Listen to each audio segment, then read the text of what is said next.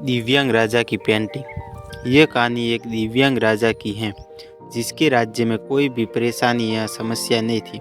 सभी लोग उस राजा से बहुत खुश थे और ऊपर वाले से धन्यवाद करते थे कि इतने अच्छे राजा को उनकी ज़िंदगी में भेजे हैं। वह राजा दिव्यांग था। उसकी एक आंख नहीं थी और एक पैर नहीं था, लेकिन फिर भी राजा को इस बात का कोई मलाल नहीं था। एक दिन राजा अपने महल के गलियारे में घूमते हुए अपने पूर्वजों की लगी तस्वीर को देख रहा था और सोच रहा था कि मेरे पिताजी इतने शूरवीर थे, उनके पिताजी इतने शूरवीर थे, मैं इतने शूरवीर खानदान में जन्म लेने का मौका मिला, ये ऊपर वाले का धन्यवाद है। राजा ने सभी चित्र को देखते हुए आखिरी चित्र तक पहुंचा और फिर उस खाली जगह को देखा तो वह चिंता में पड़ गया, क्योंकि उसे मालूम था कि अब यहाँ जो तस्वीर लगेगी वो उसी की लगेगी। लेकिन राजा को इस बात की चिंता नहीं थी कि वह मर जाएगा।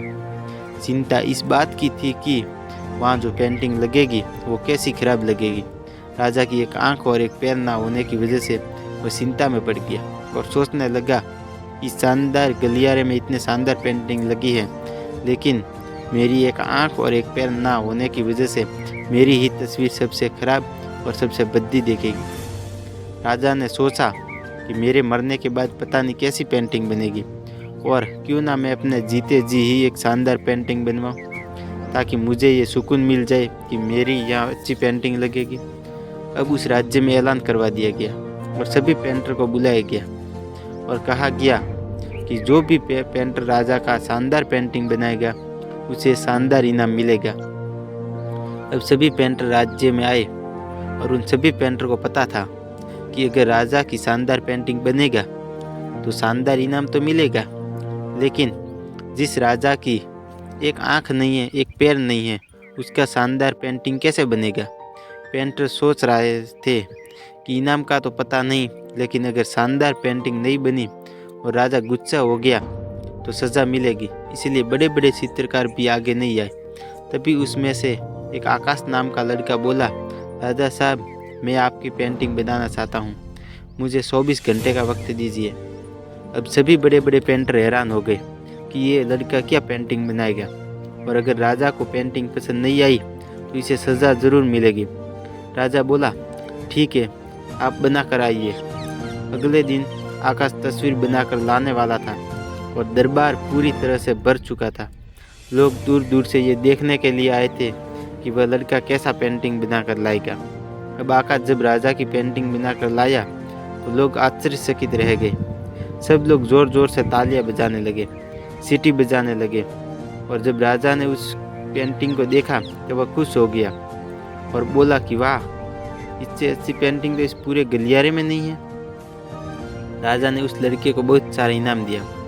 अब आप सोच रहे होंगे कि उस राजा की क्या पेंटिंग बनी होगी, जिसकी एक आंख नहीं है और एक पैर नहीं है, कैसा पेंटिंग बना होगा। उस तस्वीर में आकाश ने उस राजा को एक घोड़े पर सवार किया था।